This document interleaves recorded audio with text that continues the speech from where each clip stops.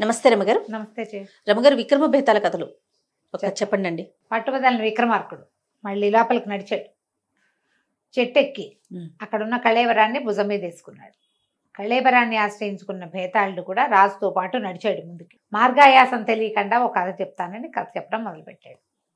పూర్వం ఇంద్రపురి అని ఒక రాజ్యం ఉండేది. దానికి చంద్రసేనుడని రాజుగారు. ఆయనకి ఇందుమతి అని భార్య. ఎన్నేళ్ళైనా పిల్లలు పుట్టలేదు. 12 సంవత్సరాలైందిట వివాహమయ్యి. సంతానం లేదు. ఆవిడ గుడి గోపురం, ఆవిడ ఎక్కని గుడి లేదు, తొక్కని పీఠం లేదు, వెళ్తూనే ఉండేది పాపం. ఊరి చివర కొండ మీద పురాతన కార్తికేయ ఆలయం ఉండేదట. ఈవిడ ప్రతి శనివారం అక్కడ ఉపవాసం ఉండి కొండ మీదకి కాలినడకని వెళ్ళి పెద్ద పాము పుట్ట ఉందట అక్కడ మామిడి చెట్టు కింద. ఆ చెట్టు కింద ఉన్న పుట్టలో పాలు పోసి ప్రసాద స్వీకారం చేశాకే మంచినీళ్ళైనా పోసుకునేది నోట్లో. పాపం కొండెక్కి వెళ్ళేది. కొండ దాకా గుర్ర మీద వెళ్ళిపోయేది రథంలో. ఈ కొండ కాలినడకని పైకి ఎక్కేది. ఎన్నేళ్ళు 3 సంవత్సరాలు వెళ్ళిందిట ఆ గుడికి. అట్లా వెళ్ళగా వెళ్ళగా వెళ్ళగా ఒకనాడు ఏమైందట, ఈవిడ పుట్టలో పాలు పోసి యువతలకు వస్తుంటే ఆ పుట్ట పక్కన ఒక బైరాగి లాంటి ఒక ఆయన కూర్చున్నట్టు. జీబు గడ్డము, తలంతా అట్టలు కట్టుంది, పక్కన సంచి ఉంది, పాత మాసిపోయిన గావంచాలాంటిది ఒక కాషాయ రంగు బట్ట కట్టుకున్నాడు. బైరాగి చేతిలో ఒక కర్ర ఉంది. ఆయన అమ్మాయికేసి ఆవిడకేసి అలాగే చూసి, ఏమమ్మా ఇంకా కోరిక తీరలేదని చూస్తున్నావా ఇందుమతి అన్నాడు. ఇందుమతి అనేసరికి ఇప్పుడు ఆశ్చర్యం, రాణి నన్ను ఇందుమతి అంటున్నాడు, ఏమమ్మా ఇందుమతి అన్నాడు. అనేసరికి అర్థం కాలేదు. కానీ ఏమనిపించింది, ఏ భగవంతుడో ఈ మారు వేషంలో ఉన్నాడేమోనని దండం పెట్టింది. అవును స్వామి అంది. అనేసరికి ఇటారా అని పిలిచాడు. పిలిచి ఆయన పక్కన ఓ సంచి ఉంది. ఈ సంచిలో అరటిపళ్ళు ఉన్నాయి, ఒక్కటంటే ఒక్క పండు తీసుకు తిని నీ కోరిక తీరుతుంది అన్నాడు. ఎప్పుడైతే ఈ అరటిపళ్ళు ఉన్నాయి, ఈ కోరిక తీరుతుంది అనగానే ఆవిడకి ఉత్సాహం వచ్చింది. కార్తికేయుణ్ణి సుబ్రహ్మణ్యేశ్వరిని ఆరాధిస్తే కదలి వంధ్యము కాకవంధ్యము పోతుందని కథ. అరటి చెట్టుకి వంధ్యత్వం అది ఒక్కసారి గెల వస్తుంది. అవునవును, దానికి 2 గెలలు వస్తాయిట కార్తికేయుడు అనుగ్రహం లభిస్తే. అలాంటి కథలు విని విని ఉంది ఆవిడ. అరటిపండు అనగానే ఆవిడకి ఉత్సాహం వచ్చింది. గబగబా ఆయన దగ్గరికి వెళ్ళి ఆ పక్కనున్న సంచిలో చేయబెట్టింది. సంచి నిండా అరటిపళ్ళు ఉన్నాయి. అందులో కొన్ని మెత్తబడిపోయి, కొన్ని వాడిపోయి, కొన్ని వేళ్లాడిపడిపోయి అట్లా ఉంటే ఆవిడ సంచిలో అంతా కలయి వెతికి చేతికి దొరికిన లావుపాటి పండుని, పుష్టిగా ఉన్న పండుని ఏమనుకుంది, నాకు బలంగా ఉన్న పిల్లవాడు కావాలి, ఈ డొక్కుపళ్ళు తీసుకుంటే డొక్కు పిల్లవాడు పుడతాడో ఏమిటోనని బాగా వెతికి బాగా బొద్దుగా లావుగా ఉన్న పండుని తీసుకుంది. పండుని తీసుకొచ్చింది, ఇంటికి వచ్చింది. భర్తకు సంతోషంగా భర్తకు చెప్పింది, ఆయన ఎవరో మహానుభావుడిలో ఉన్నాడు, అరటిపండు తింటే నాకు సంతానం కలుగుతుందేమో అంటే, నువ్వు ఎంతమందో మహానుభావులను చూసావు అన్నాడు ఆయన వెటకారంగా. రాజుకేం పెద్ద నమ్మకం లేదు, ఈ గుళ్ళు గోపురాలు వీటి వెనకాల పడ్డం మీద ఆసక్తి లేదు ఆయనకి. కలితే కలుగుతారు ఏమిటి అని ఉండేది. మరి ఆడవాళ్ళకి ఎక్కువ ఉంటుంది, వాళ్ళు ప్రశ్నలు ఎదుర్కొంటారు కదా. ఈవిడ గబగబా ఇంటి లోపలికి వెళ్ళి దేవతార్చన అది ముగించుకుని ఈ అరటి పండుని ప్రసాదంగా తీసుకోవటానికి చూస్తే అవి ఏం పండది, జంటక పండు, కవల పళ్ళు ఉంటాయి కదా, అతుక్కుపోయిన ఉంటాయి పళ్ళు, అందుకే అది అంత లావుగా ఉంది. తినేసింది పండు. రాజుగారికి ఏం పెద్ద నమ్మకం లేదు, కానీ ఈవిడ కొంచెం భక్తితోటే ఉంది. తర్వాత కూడా వారం వారం ప్రతి శనివారం కొండ మీదకి వెళ్ళేది. ఆయన ఏనాడు ఈవిడ కనపడ, ఒక్కసారి కనిపించాడు, అరటి పండు ఇచ్చాడు. 3-4 నెలలకి ఈవిడ గర్భవతి అని తేలింది. ఇంకేముంది, ఆ బైరాగాయనే మహానుభావుడు సుబ్రహ్మణ్యుడే ఆ స్వరూపంలో వచ్చాడని సంతోషించింది. చివరికి నెలలు నిండినాయి. ఆవిడకి 2 కుమారులు పుట్టారు. జంట అరటి పళ్ళతో కవల పిల్లలు పుట్టారు. కానీ ఈ కవల పిల్లలు ఆ పళ్ళెట్ట అతుక్కున్నాయో వీళ్ళు కూడా అటాగే అతుక్కుని పుట్టారు. అయ్యో, సియామేస్ ట్విన్స్ పుట్టారు. ఏం చెయ్యాలో తెలియదా ఈవిడికి. ఈ పిల్లల్ని సెపరేట్ చేయటం ఎట్లా, దాని మీద బోలెడంత ప్రయత్నం చేసింది. ఆ వైద్యుల్ని ఈ వైద్యుల్ని వీళ్ళని వాళ్ళని తెగ పిలిచింది. ఎంతమంది వచ్చినా ఎవ్వరూ ఏమీ చెప్పలేకపోయారు. చివరికి ఒక పురోహితుడు ఒక ఆయన ఏం చెప్పాడంటే, అమ్మ అశ్విని దత్తుడని ఒక అద్భుతమైన వైద్యుడు ఉన్నాడు, ఆయన శస్త్రచికిత్సలు చేయడంలో నెంబర్ 1 దిట్ట. పిల్లల్ని కోసి అతికించగలడు, కోసి వీళ్ళని సెపరేట్ చేయగలడు, కావాలంటే అతికించగలడు కూడా అనేసరికల్లా ఇప్పుడు ఈ అశ్విని దత్తుడు ఎవరు, వీళ్ళ పక్కనున్న సింహపురి రాజధాని రాజుగారి యొక్క ఆస్థాన వైద్యుడు. వాడు జయకేతుడు. ఆ రాజుగారు పార్రమ్మ కోపిష్టి వాడు. ఆ రాజుకి ఈ రాజుకి పడదు. ఓకే. చంద్రసేనుడికి జయకేతుడికి పడదు. ఈవిడేమో గబగబా భర్త దగ్గరకు వచ్చి, ఏమండి ఇట్లా పురోహితుడు ఒక ఆయన వచ్చాడు, ఆయన చెప్తున్నాడు ఇట్లాంటివి చాలా చేసేట ఆయన అనేసరికి ఈయన అన్నాడు, చటాట్ పిల్లలు ఇట్లా ఉంటే ఉన్నారు, ఆ రాజ్యం వాడి దగ్గర నుంచి ఇది చేసుకునేది ఏమిటి, కుదరదన్నాడు.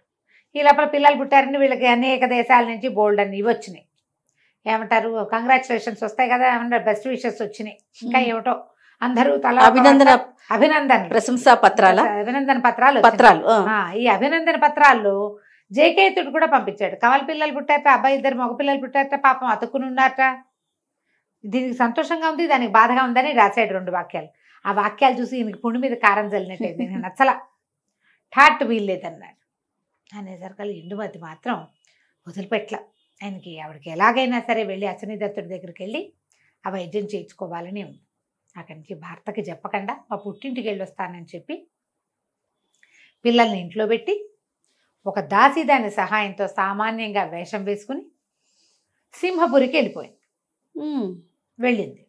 వెళ్ళి అశ్వనీదత్తుడి కోసం వెతుక్కుని వాళ్ళ ఇంటికి వెళ్ళి ఆయన పాదాలు పట్టుకుని, బాబు మా పిల్లలు అతుక్కుని పుట్టారు, పిల్లలకి శస్త్రచికిత్స చేయాలి అని అడిగేసరికి తప్పకుండా చేస్తానమ్మా, 5-6 చేసున్నాను, పిల్లలు ఎంత వయసు వాళ్ళు, ఏమిటి, ఏ భాగాలు అతుక్కుని ఉన్నాయి, ఆరోగ్యంగా ఉన్నారా, అన్నం తింటారా, తెలివిగా ఉన్నారా అన్నీ కనుక్కున్నాడు. ఇది సులువేనమ్మా, చేయొచ్చు అన్నాడు.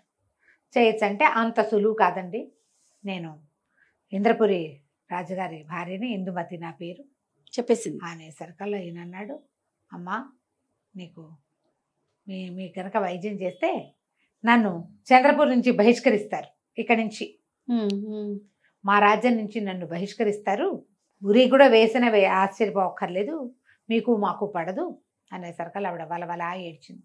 12 సంవత్సరాలు నేను ఎక్కని గుడిమెట్లు లేవు, మొక్కని గడపలేదు, ప్రతి చోట పూజ చేశాను, లేక కలిగిన పిల్లలు లక్షణంగా పుట్టారు, ఇలాంటి పరిస్థితి ఉంది, నేనేం చేయను, నువ్వు తప్పిస్తే నాకు ఇంకొక దిక్కు లేదు అని లబోదీపమని ఏడిస్తే ఆయన అన్నాడు, అమ్మ నా ప్రాణాలకు ప్రమాదం లేకుండా చేయగలవా నువ్వు అన్నాడు. ఈవిడంది, చేస్తా తప్పకుండా,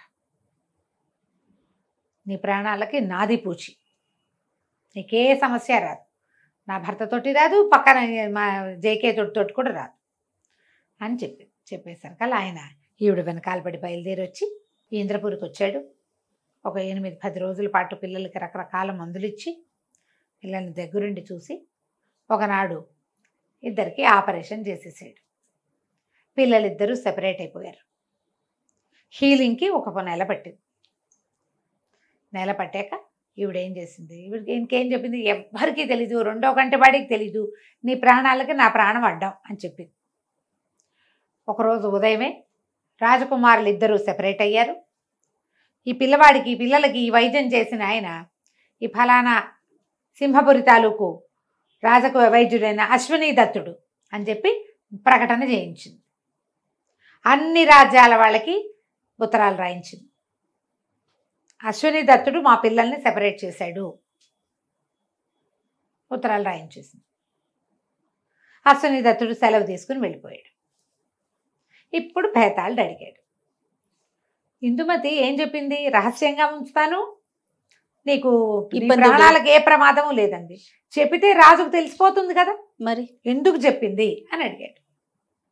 అడిగేసరికల్లా విక్రమార్కుడు అన్నాడు, ఇందులో ఏముంది, దాచిపెడితే రహస్యం, అందరికీ చెప్పాక ఇంక చేసేదేముంది, మొత్తం ప్రపంచం అంతా తెలిసిపోయింది, అందరి రాజులు అద్భుతం, సింహపురి వాళ్ళ దగ్గర ఎంత అద్భుతమైన వైద్యుడు ఉన్నాడు ఓహో అంటారు. ఇప్పుడు ఆయన రాగానే వాళ్ళకి వైద్యం ఎందుకు చేసామని ఈయన ఏమైనా చేశాడు అనుకో, ఈ రాజుగారి ఇది ఏమవుతుంది, కదా, ఆయన పరువు పోతుంది, నోరు మూసుకుని ఊరుకుంటాడు, నోరు గట్టిగా మూసుకుని ఊరుకుంటాడు. మనం ఏం చేయాలి, గోల్ చేయాలి ఏదైనా, అప్పుడు ప్రమాదం తక్కువ. ఆయనకి ఎవరి వల్ల ప్రమాదం ఉందో ఇంకా ప్రమాదం ఏముంది, ఇంకా ప్రమాదం లేదు. ఆయన ఏమైనా ప్రశంసలు ఇస్తే ఇచ్చాడు, సన్మానం చేస్తే చేశాడు, లేకపోతే లేదు. కానీ ఏం అనడానికి మాత్రం వీల్లేదు. ఎందుకంటే లోకంలో ప్రతి వాళ్ళకి ఆయన్ని ఈ రాజుగారు శిక్షించాడంటే రాజును బాయ్కాట్ చేస్తారు. 2 పసిబిడ్డల ప్రాణాలు కాపాడిన వైద్యుడిని నువ్వు ఈ పని చేసావు అంటే నువ్వు ఎంత దుర్మార్గుడివి అంటారు. అవును. పరువు పోతుంది, డీగ్లేమర్ అయిపోతాడు, డిమోరలైజ్ అయిపోతాడు. అందుకని అవి ఏవి అవ్వకుండా ఉండటం కోసం ఆయన ఏం చెయ్యడు. అది ఆలోచించే ఇందుమతి ఈ ప్రకటన చేసింది. ఆవిడ తెలివిగా చేసింది. అశ్వినీదత్తుడి పేరు ప్రధ అన్ని దేశాలకి వెళ్ళింది. తను తన పిల్లలకి వైద్యం చేసినందుకు కృతజ్ఞతగా ఆయనకి మంచి పేరు తెచ్చింది. దాంతోపాటు ఆయన ప్రాణాలకు ప్రమాదం లేనటువంటి ముందు కాళ్ళకి అడ్డం వేసింది అనమాట తెలివిగా. అది కథ కంచికి మనం ఇంటికి. ఇది ఎప్పుడైతే చెప్పాడో ఈయన విక్రమార్కుడు బేతాళుడు అన్నాడు, చాలా బాగా చెప్పావు, కానీ నువ్వు మౌనభంగం చేసావు కదా, నేను వెళ్ళిపోతున్నా అని వెళ్ళిపోయాడు. రాజుగారు మళ్ళీ వెనక్కి తిరిగి నడవటం మొదలుపెట్టాడు. చాలా బాగుంది రమ్మగారు. నమస్తే. నమస్తే.